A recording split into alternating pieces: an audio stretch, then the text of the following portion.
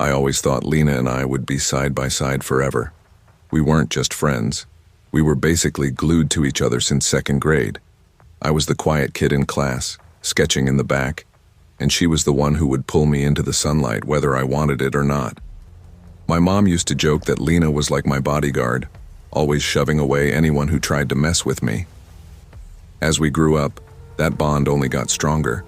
We had matching bracelets, made dumb promises about never lying to each other, and even planned out how we'd one day move to New York and rent a tiny studio apartment so I could paint, while she chased whatever dream she was into that week.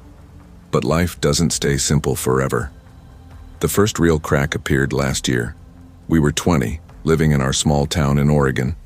I was going to community college, working part-time at a coffee shop, and painting every chance I got. Lena had dropped out after high school. She said classes made her feel trapped. I didn't push because I knew her too well. When Lena made up her mind, there was no changing it. Then Victor came along. We met him one night at a bar just outside of town. Lena dragged me there because she wanted to get out of our bubble. Victor was leaning against the jukebox like he owned the place. He had this sharp smile, too perfect, like something you'd see in a toothpaste ad. When Lena introduced us, I got this weird twist in my stomach.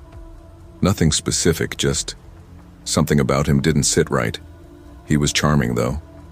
He bought us drinks, asked me about my art, but he kept turning the conversation back to Lena. It was like he had tunnel vision for her. She loved it. She was glowing, laughing at everything he said. I told her later in the car, "He seems fake." She rolled her eyes. "You always overthink people, Ave. Not everyone's out to get us." I let it go. She was smiling like a kid on Christmas morning, and I didn't want to ruin it. The weeks after that were different. Lena was suddenly busy all the time. Our movie nights turned into her canceling last minute. When we did hang out, she was glued to her phone, texting him nonstop. I teased her at first. Wow, guess I'm being replaced. But deep down, it stung. One afternoon, I stopped by her place unannounced, something I'd done a million times before. She opened the door only halfway. I saw Victor sitting on the couch behind her. He barely looked at me, just gave this tight nod. "Can we hang out later?" she asked quickly, like she didn't want me inside. That was not Lena. She'd never shut me out before. I went home that night and stared at my sketchbook, drawing heavy, messy lines. Something was wrong. Things spiraled slowly. Lena stopped posting on Instagram. She deleted old pictures, especially ones of us. When I asked, she shrugged and said she wanted a fresh start. But I noticed her sleeves were always long, even in the summer heat. Once, her collar slipped, and I caught a bruise shaped like fingers. I froze. "Lena, what the hell is that?" She yanked her shirt back up. "Nothing. Don't start, Avery." "Did he? It's not like that." Her voice cracked. "Please, just don't." I wanted to scream, to drag her away from him, but the look in her eyes shut me up. Fear mixed with something else. Loyalty. The breaking point came one rainy night. I was closing up the coffee shop when Lena stormed in. Her mascara was smeared, her hands shaking. "He hit me," she whispered. My stomach dropped. I pulled her into the back room, holding her like we were kids again. "We're going to the police, right now." "No, Ave, you don't get it. If I go to them, he'll ruin me." "What do you mean?" She looked up, tears streaking her face. "He has pictures. Stuff I sent him. He said if I ever leave, he'll make sure everyone sees." I didn't know what to say. She was trapped, and I couldn't untangle the net he'd thrown around her. That night she crashed at my place. She curled up on my bed like she used to during sleepovers, whispering things I could barely understand. Words like control and can't escape. I promised her, "I'll figure something out. I won't let him win." I started digging. Maybe I shouldn't have, but I couldn't just sit by. Victor didn't have much of an online presence, which was weird in itself. But I found old posts tagged with his name, college buddies talking about fights, arrests, a DUI. He had a past, and it wasn't clean. I showed Lena what I found. She just shook her head. He told me all of that already. He was just in a bad place back then. He's different now. Her voice was so empty when she said it, like she didn't even believe herself. The tragic event. I still can't wrap my head around it. It was a Sunday morning when the cops showed up at my door. They asked me about Lena. My heart dropped before they even told me why. Victor was dead. Found in his apartment, a single gunshot wound. Lena was the only other person there. I rushed to the station. When I finally saw her, she looked gone. Pale, hollow eyes, hands cuffed to the table. She whispered when she saw me, "It wasn't supposed to happen like that." "What do you mean?" I demanded. He was screaming at me. He grabbed the gun. We struggled, it went off. Her whole body shook. "You believe me, right? Please tell me you believe me." I wanted to. God, I wanted to. But something in her voice, it didn't sound like the Lena I knew. The cops let her out after a few days. Self-defense, they said. But the investigation wasn't closed, and neither was the hole in my chest. Lena stayed with me after that. She was clingy, watching me constantly, like she was terrified I'd leave her too. One night I woke up to find her sitting in the chair by my bed, just staring. "Lena, what are you doing?"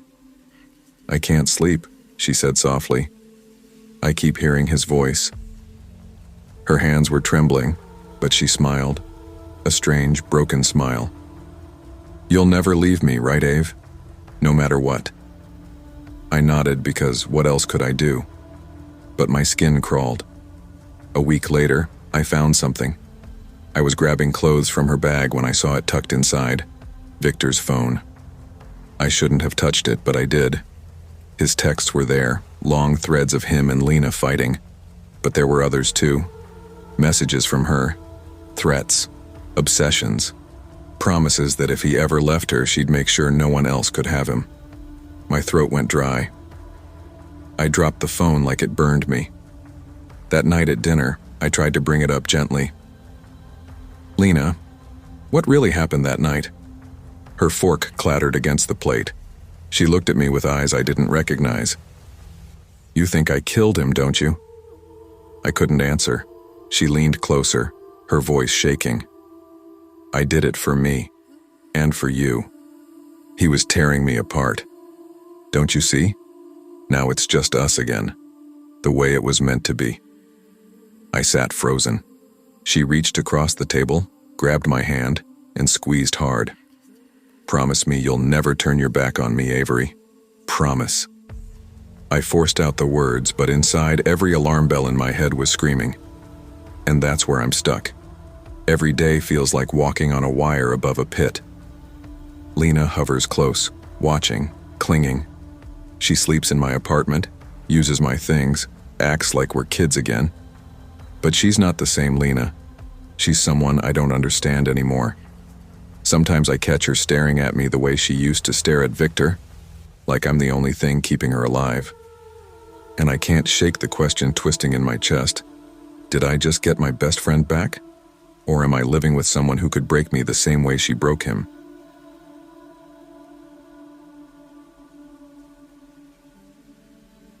I always thought Jamie would be the one to drag me into trouble. She was that kind of friend, the one who never backed down from anything, the one who said yes before thinking. We'd been close since freshman year of college. She was loud, adventurous, magnetic. People noticed her when she walked into a room. I was the quieter one, more cautious, the "Are you sure this is safe?" voice in her ear. But I went along anyway because Jamie made life feel bigger than it was. That summer, we decided to take a hiking trip before classes started again. Nothing extreme, just a day hike up in the hills about an hour outside our town. It wasn't even my idea. Jamie found some trail on an Instagram post and sold me on the photos of waterfalls and mountain views. I didn't argue much. After a year of finals, breakups, and dorm drama, getting away sounded good. The morning of the hike, we loaded up my car with snacks, water bottles, and a printed trail map. Jamie wore her usual ready-for-anything outfit. Cargo shorts, hiking boots, messy braid. I had on sneakers and a t-shirt, already second-guessing if I was prepared. "Relax, Alex." Jamie laughed when she caught me triple-checking the map. "It's just a trail, not Everest." "Easy for you to say," I muttered, but I smiled anyway. We hit the trail around noon. The weather was perfect. Blue sky, just warm enough. The path wound through tall pines and sunlight filtered down in broken patches. For the first couple of hours, it was everything Jamie promised. Peaceful, pretty, not too crowded. We passed a few other hikers, couples with dogs, older folks with trekking poles. Nothing unusual. It was around the 3rd mile when we met him. We'd just stopped for water at a clearing when someone came up behind us. A guy, maybe mid-20s, tall and lean, carrying a backpack that looked way more professional than ours. He wore a faded green cap and a confident smile, like he belonged out there more than we did. "Afternoon," he said easily, not out of breath at all. "Beautiful day for it." Jamie lit up instantly, the way she always did with new people. "Yeah, perfect weather. You hiking alone?" He nodded. "Name's Marcus. Been doing this trail since I was a kid. Mind if I walk with you? Trail's better with company." I hesitated, but Jamie answered first. "Sure. I'm Jamie, this is Alex." Marcus fell in step with us like it was the most natural thing. At first it wasn't bad. He knew a lot about the woods, pointing out plants, telling us about old logging roads nearby, even warning us about snakes. He was charming, funny, and Jamie was hooked right away. I tried to match her energy, but something about him made me uneasy. He had this way of looking at you, like he was sizing you up. After a while, Marcus suggested a shortcut. "There's this old path most people don't know about," he said. "Cuts straight to a lookout. Way better than the regular trail. You'll thank me." I immediately shook my head. We should stick to the map. But Jamie was already grinning. "Come on, Alex, live a little." Marcus smirked. "I promise I won't get you lost." That was the moment I should have insisted. Should have put my foot down. But Jamie had that gleam in her eyes, and I didn't want to be the killjoy. So I said nothing when Marcus led us off the marked path, through thick underbrush that snagged our clothes and scratched our legs. The deeper we went, the quieter it got. The hum of other hikers faded until it was just our footsteps and the occasional snap of a branch. No birds, no wind, just stillness. "How much farther?" I asked after what felt like forever. "Not long," Marcus said, smiling over his shoulder. "There's a cabin up ahead, old ranger station. Sometimes I crash there if I'm camping. You'll love it." Jamie perked up. "A cabin? That sounds awesome." My stomach twisted. We didn't come out here to hang in some random cabin. We should head back before it gets dark. Marcus chuckled softly, but there was something sharp in it. "Relax, Alex. You'll be fine. You've got me." We finally reached it as the sun started dipping low. The cabin stood in a small clearing, half hidden by trees. At first glance, it looked abandoned. Peeling paint, boarded windows, a sagging roof. But the front steps were swept clear and a lantern hung by the door faintly glowing. Jamie whispered, "Creepy, but kind of cool." I whispered back, "No, just creepy." Marcus walked up like it was home. "Come on in. It's safe, I promise." He pushed the door open. Inside, the air was stale and heavy. Dust coated the shelves, but there were fresh footprints on the wooden floor. A couple of chairs sat around a low table, and against the far wall, I saw sleeping bags rolled neatly, a backpack, and empty food wrappers. Someone had been here. Recently. "Who else stays here?" I asked, my voice tight. Marcus shrugged. "Friends. Hikers. People like us." But the way he said it didn't sound casual. Jamie wandered toward the table, running her hand over it. "This is wild. Imagine if this place could talk." I didn't move from the doorway. My pulse was loud in my ears. Something felt wrong. That's when I noticed the wall. Carved into the wood were names, dozens of them scratched deep with knives or keys. Some had dates next to them, some just stopped mid-word. Jamie bent closer. Weird. Before I could say anything, the door creaked open behind me. 2 men stepped inside. They weren't hikers. One was broad-shouldered with a shaved head and a cigarette dangling from his lips. The other wore a hunting jacket, eyes cold and flat. Both carried that kind of stillness you only see in people who aren't surprised by much. Marcus smiled at them. Told you I'd bring company. My stomach dropped. Jamie froze. Wait, what? The man with the shaved head grinned. Fresh faces. Perfect. I grabbed Jamie's arm. We're leaving, now. Marcus blocked the door. His smile was gone, replaced with something harder. Don't be rude. They just want to talk. Jamie whispered, Alex. I didn't answer. My brain was racing. Fight. Run. Something. The men started asking questions. Where were we from? Did anyone know we were here? Did we drive?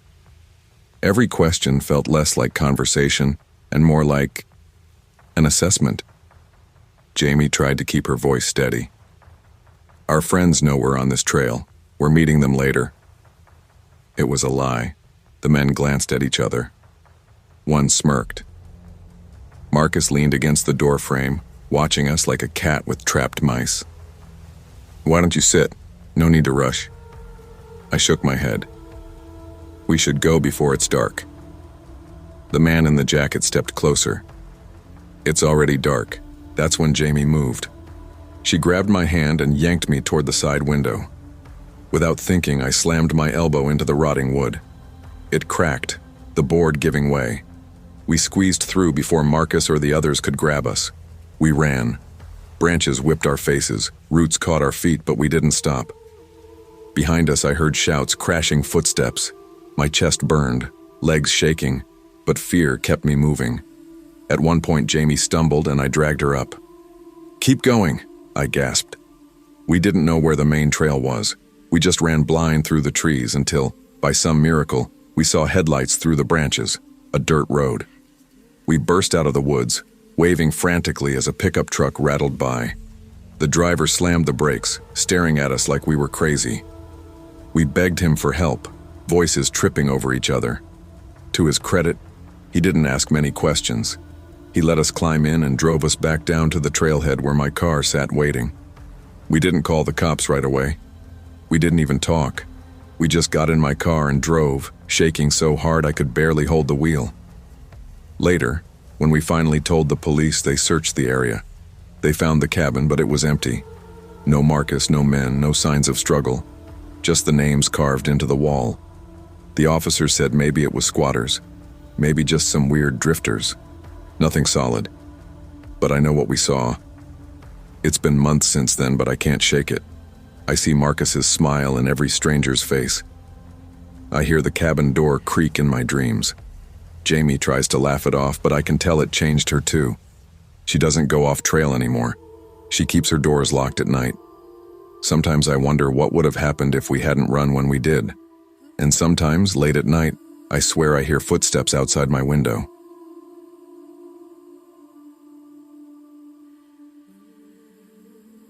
I was 13 the summer I met Caleb. It was 2007, and my world had just been flipped upside down.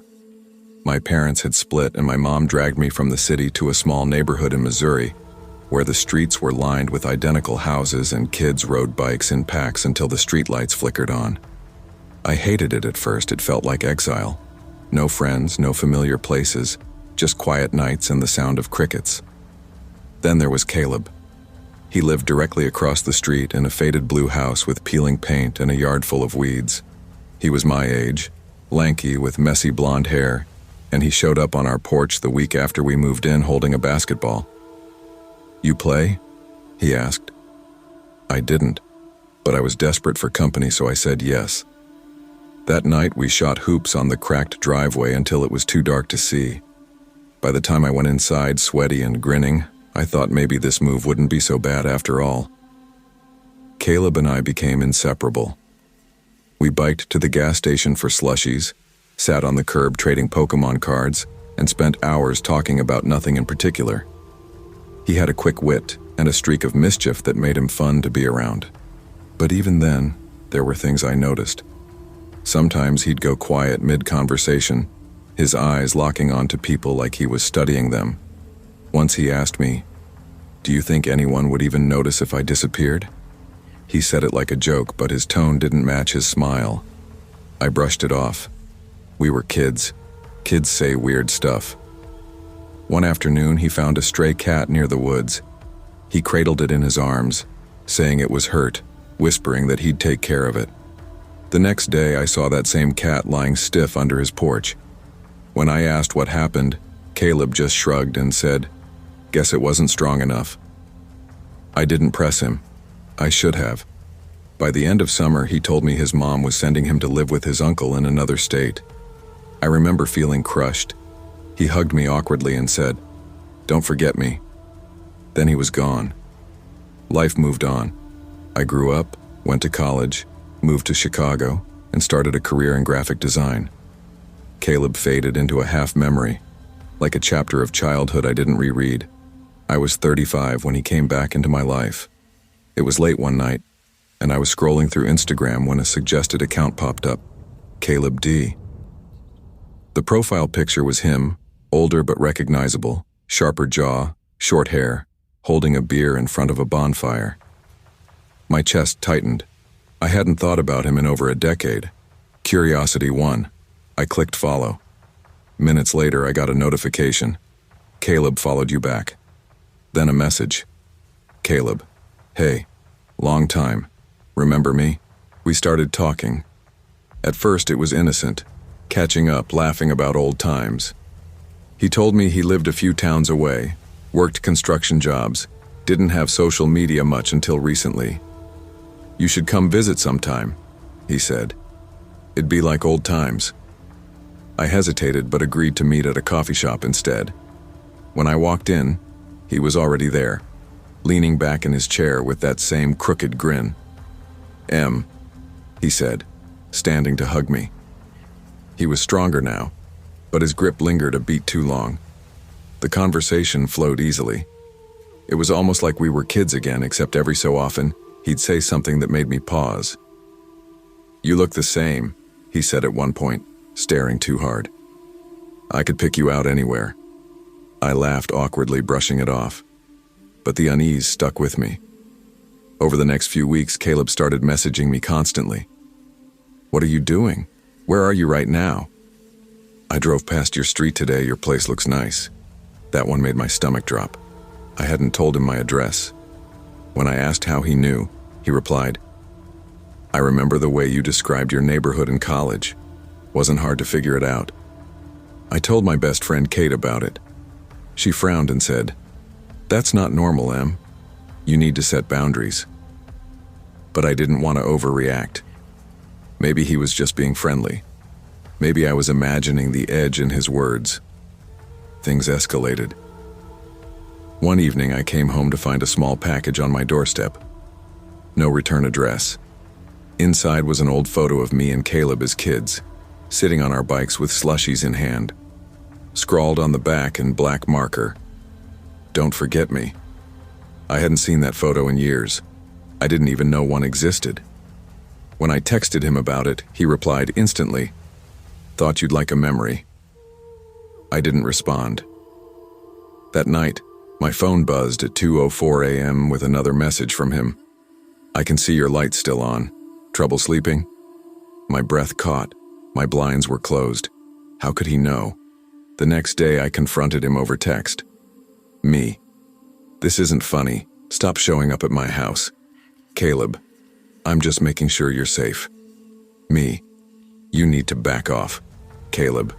"You don't mean that. We've always looked out for each other. Remember the promise?" Promise? I racked my brain, but I had no memory of it. Still, the certainty in his words unsettled me. Later that week, Kate came over.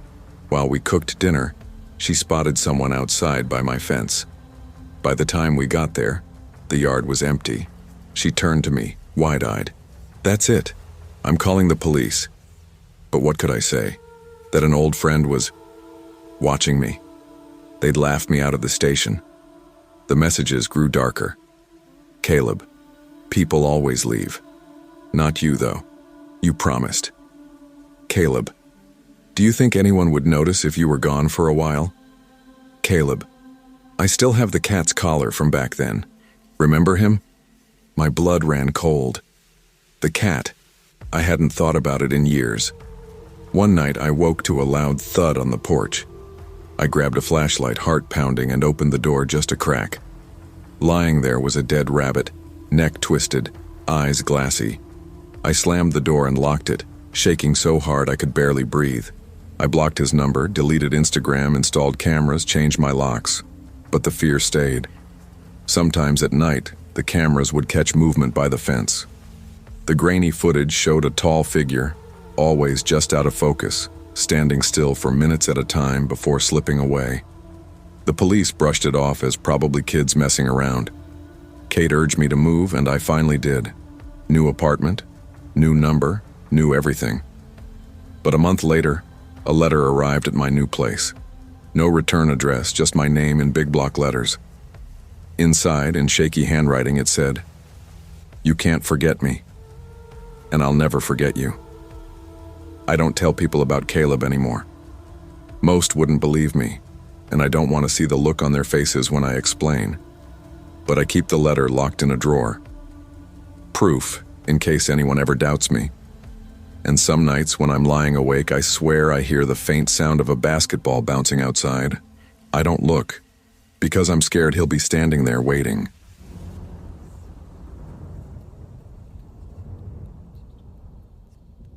I used to think I understood what friendship meant.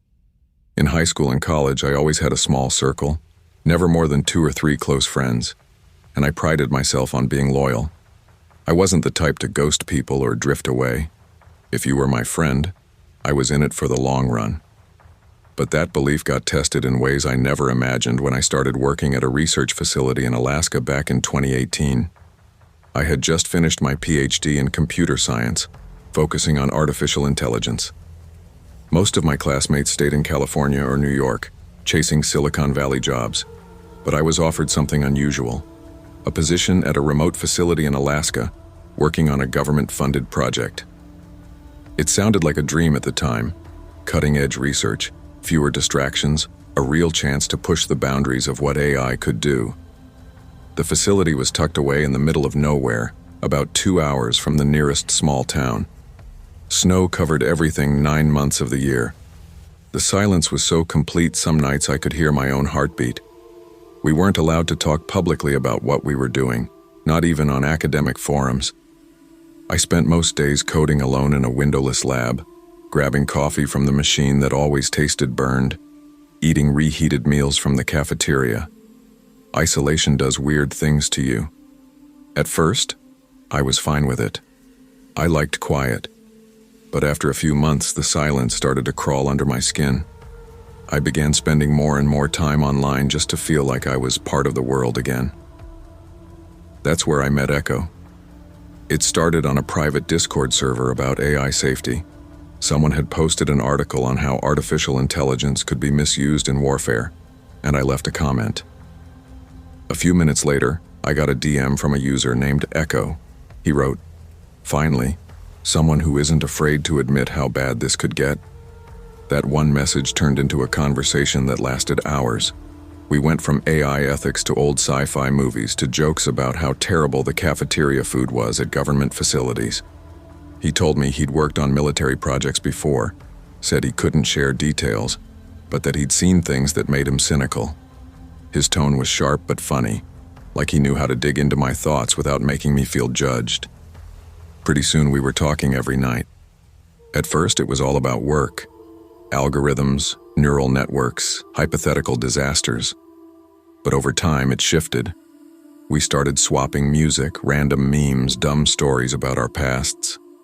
He told me about dropping out of college, about moving around constantly, about how he didn't trust people but somehow trusted me. I don't know why, but it felt good. He felt like the best friend I didn't realize I was missing. By spring, Echo suggested visiting. He said he wanted to see Alaska anyway and joked about crashing on my couch. I should have said no. The facility wasn't supposed to have outsiders around, and even though I trusted him online, part of me knew meeting someone from the internet wasn't always smart. But I was lonely, and after months of conversations, it felt harmless. So I agreed. He arrived in June. I drove to pick him up from the tiny airport near Fairbanks. I recognized him right away from the photo he'd sent, but still, seeing him in person was strange. He was taller than I expected, with messy hair and a beat-up army jacket that smelled like cigarettes. His handshake was firm, but he didn't smile. The first few hours weren't bad. We got food at a diner near the airport, and he was the same funny, sarcastic guy from our chats. But little things started to feel off once we got to my place at the facility. For one, he carried this old backpack everywhere. He wouldn't set it down, not even when he was eating. And he had this way of scanning the room, like he was checking for exits. When I asked about it, he laughed and said, "Old habits." At night, he stayed up long after I went to bed, typing furiously on his laptop.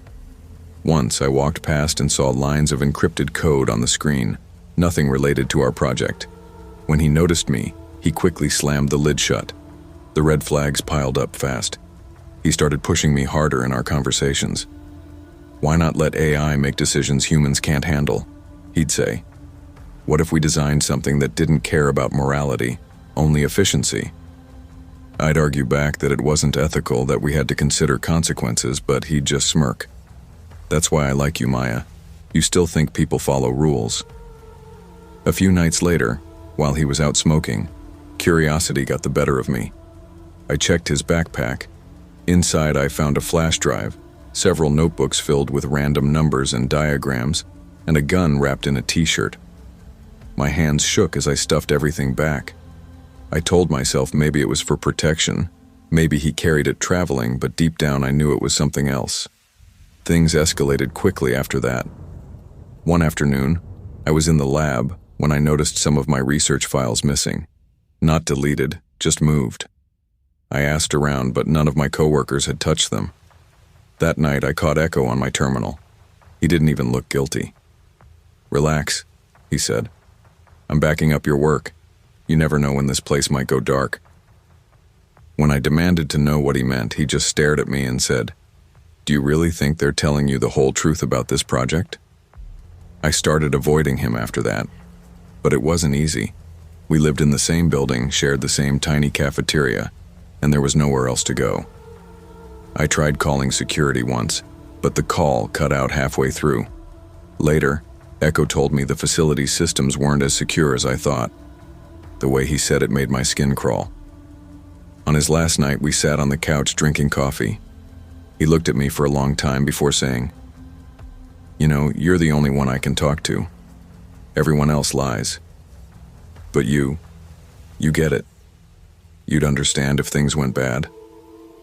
I forced a smile, nodded, and mumbled something about being tired. He left the next morning, hugging me tight before heading out the door.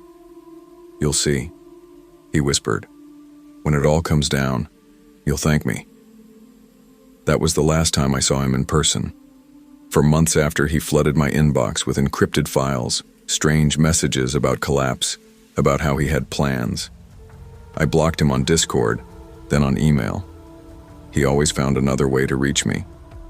Eventually, I stopped responding altogether. But here's the part that keeps me up at night. A year later, one of our facility's servers was breached. Sensitive files went missing, including some of my research. The investigators never confirmed who did it. But when I checked one of the leaked documents floating online, I found something in the metadata. A username, Echo. To this day, I don't know his real name. I don't know where he is or what he's done with the things he took. All I know is that I let him into my life, into my work, and maybe even into my head. And sometimes, when I open my inbox, I half expect to see a message from him again. Just one line like he used to send. "Told you so."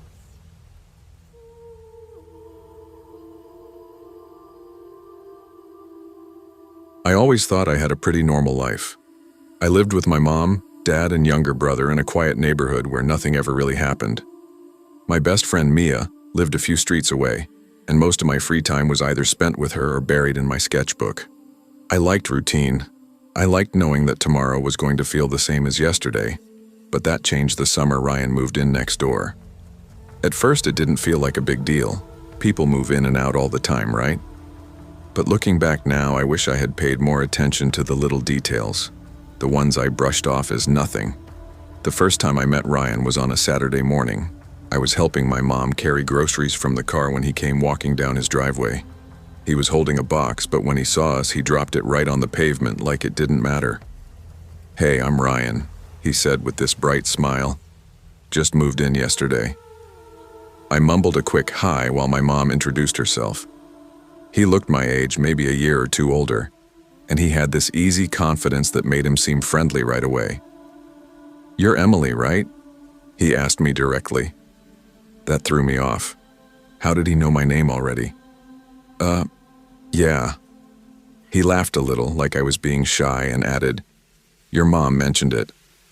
I guess that made sense. He offered to help with the groceries, but I told him we were fine. Still, the way he kept holding eye contact with me felt heavy, like he wasn't just being polite. For the first week, everything seemed normal. Ryan waved when he saw me outside, and once he even asked if I wanted to hang out sometime. I told him I was busy, which wasn't a lie. Mia and I were planning our summer project for art class. But soon, little things started happening around my house. One night, I was in my room sketching when I heard a tapping on my window. It was past midnight, and when I looked outside, there was nothing. Just the empty street. I told myself it was a tree branch or maybe a bird. Another time, I came home from school and found the side gate wide open. My dad's really careful about keeping it locked, and I hadn't used it. When I mentioned it at dinner, Dad shrugged it off like maybe he'd forgotten. But then Mia came over one afternoon and said, "Why was that guy next door staring at us the whole time we were walking up?" I hadn't noticed, but when I looked, Ryan was standing in his front yard just watching us. He smiled and waved when our eyes met, and I waved back because I didn't know what else to do. Things escalated in ways that were harder to ignore. One evening, I was sitting on the porch scrolling through my phone when Ryan walked over holding something in his hand. "You dropped this," he said. It was my hair tie, the exact one I had left on my desk upstairs. My stomach flipped. Thanks." I wanted to ask how he got it, but I froze. He just smiled like he'd done me a favor. Later, when I told Mia, she frowned. "That's not normal, Em. He had to go inside your house to get that." I wanted to believe there was some other explanation. Maybe I'd dropped it outside without realizing. But deep down, I knew she was right. It wasn't just the weird things happening at home. My relationship started to change too. Mia kept pushing me to block Ryan's number after he somehow got it and started texting me random things like, "What are you doing right now? And I saw you at the store earlier." I hadn't given him my number, but when I told Mia I'd handle it, she rolled her eyes. "You're letting him get in your head. He's already isolating you." That word, isolating, stuck with me, because she wasn't wrong. I noticed I was pulling away from everyone else, even my family. I didn't tell my parents what was happening. I didn't want them to think I was paranoid. And maybe I was. Maybe I was imagining things. The more I tried to ignore Ryan, the worse things got. One night I woke up to the sound of my phone buzzing. It was a message from an unknown number. "Nice pajamas." I sat up so fast my head spun. I looked toward the window, but the blinds were shut tight. My heart pounded in my throat. When I showed Mia the text the next day, she said, "That's it. We're going to tell someone." But I panicked. No. If my parents find out, they'll freak. What if it's just a prank? Mia gave me this disappointed look that made me feel small. "Pranks don't work like that, Em. This is serious." For the first time, we argued. She left angry, and I hated how Ryan was getting between us. A week later, I couldn't take it anymore. I walked straight up to Ryan's house after school, fists clenched, rehearsing what I'd say. He opened the door like he'd been expecting me. "Emily," he said, smiling. "Come in." I didn't move. "I know you've been messing with me. Stop." His smile faltered, then came back stronger. "Messing with you? I don't know what you're talking about." "You do," I snapped. "The texts, the window, the hair tie. Stay away from me." He leaned against the doorframe, calm as ever. "You sound crazy, Emily. If you keep saying things like that, people are going to think you're losing it." That cut deep. Because wasn't that what Mia had implied? That I was letting him get in my head? "Go home," Ryan said softly. "Get some rest. You'll feel better tomorrow." I turned and walked away, but I could feel his eyes on me the whole time. After that, everything blurred. I barely slept. I jumped at every noise. I even stopped answering Mia's calls because I didn't know what to say anymore. One night I heard footsteps outside my window, slow, deliberate steps. I grabbed my phone, but before I could call anyone, a message popped up. "I told you not to push me." I froze. My whole body felt numb. When I finally looked out the window, the street was empty. I wish I could tell you I went to the police, or that my parents stepped in, or that Mia and I worked it out. But none of that happened. Instead, I stopped leaving my room at night. I stopped walking to school alone.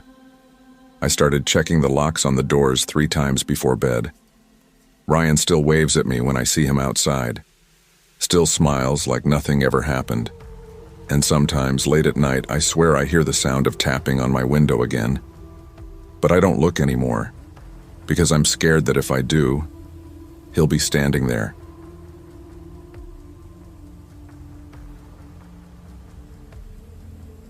I've always been the kind of person who struggles to keep friends. Not because I'm unfriendly, but because I move around a lot. My dad works in construction, and we never seem to stay in one town for longer than a couple of years. By the time I start settling in, it's time to pack up again. That's why when I met Dylan, I thought I'd finally found something solid. It was freshman year of high school. New town, new school, same awkward me.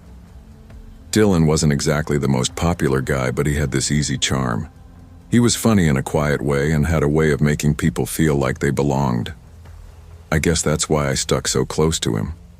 We started hanging out every day, gaming after school, biking around town, late night talks about dumb stuff. Over the years, it turned into a friendship I depended on. Dylan was always there, when I had breakups, when my parents fought, when I failed a test. He was the constant in my life. By the time we were seniors, people just assumed we were brothers. We didn't correct them. After high school, we both ended up at the same college in Brookhaven, a mid-sized town with overpriced coffee shops and a campus that always smelled like damp grass. We decided to share an apartment just off campus. It was a crappy 2-bedroom above a laundromat, but it was ours. At first, living together was fun. Midnight pizza runs, skipping classes to binge movies, pulling stupid pranks. But then small things started bothering me. Like Dylan always knew where I was, even when I didn't tell him. If I stopped by the library, he'd text, "Find anything good?" If I grabbed food on campus, he'd ask, "How's the burger?" The first time I laughed it off. He probably saw me on someone's Snapchat story. But then it kept happening. One night I asked him, "Dude, how do you always know where I am?" He just grinned. "I guess I'm psychic." I laughed, but it didn't feel like a joke. The first real red flag happened sophomore year. I was dating this girl, Marissa. She was sweet, kind of shy, and definitely not Dylan's type of friend. One evening after she came over, she left her scarf on the couch. The next morning, I couldn't find it anywhere. "Hey, did you see Marissa's scarf?" I asked Dylan. He shrugged. "Nope, maybe she took it." I texted her. She swore she left it. Weeks later, I found it shoved behind Dylan's dresser when I went in to grab a charger. I told myself it was just some mix-up. He probably found it and forgot to mention it. But the thought stuck with me. Things really started getting weird junior year. I was pulling an all-nighter for a paper. Around 3 a.m., I got up to stretch and noticed Dylan's door was cracked open. He never left it open. Curious, I peeked in. On his desk, 2 laptops were open. One of them was mine. I froze. I'd left my laptop charging in my room. How did he even unlock it? My desktop was pulled up, and he was scrolling through my messages. I felt this cold panic spread through me. The next morning, I confronted him. "Why were you on my laptop?" He blinked like he had no idea what I was talking about. "What do you mean?" "I saw you. Don't play dumb." He sighed. "Relax, man. I just needed it for a sec. My Wi-Fi was acting up." "That doesn't explain how you got in my room." He gave me this look, half annoyed, half amused. "You must have left it unlocked." Except I hadn't. I always locked it. After that, I started noticing little things out of place. My drawers slightly open, my notebooks rearranged, a shirt missing. Whenever I asked Dylan, he'd shrug. "You probably misplaced it." But I knew I hadn't. Then one afternoon, while he was at class, I finally worked up the nerve to go through his room. I felt guilty, but I needed answers. At first, it was normal. Messy desk, unmade bed. Then I checked his closet. There was a shoebox on the top shelf. Inside were things that weren't his. My things. A baseball cap I thought I'd lost last year. A hoodie I hadn't seen since winter. Even my old headphones, the ones I swore got stolen from the gym. But it wasn't just stuff. There were photos too. Printed pictures of me. Some from Instagram, sure, but others weren't. They were candid. Me at the grocery store, me studying at the library, me walking across campus with Marissa. Pictures I didn't even know were taken. My stomach twisted. I shoved the box back, closed the closet, and left before he came back. That night I barely slept. The worst part is I didn't cut him off. I couldn't. Dylan was my only real friend, and the idea of confronting him terrified me. So I pretended like nothing was wrong. But he must have known I found the box, because after that his behavior shifted. He got clingier. If I went anywhere without him, he'd sulk. If I texted other friends, he'd get weirdly quiet. Once, when I told him I couldn't hang out because I had group work, he showed up at the library anyway. He just sat at a nearby table staring at me. I remember one night, Marissa came over again.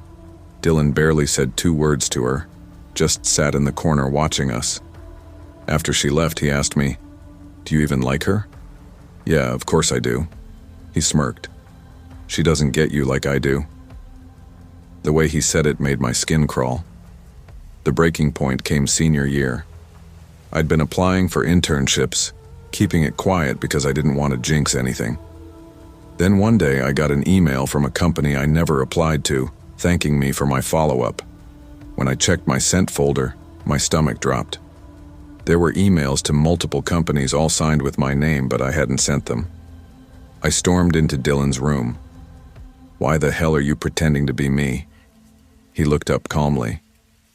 "I was just helping. You're too slow about this stuff." "Helping?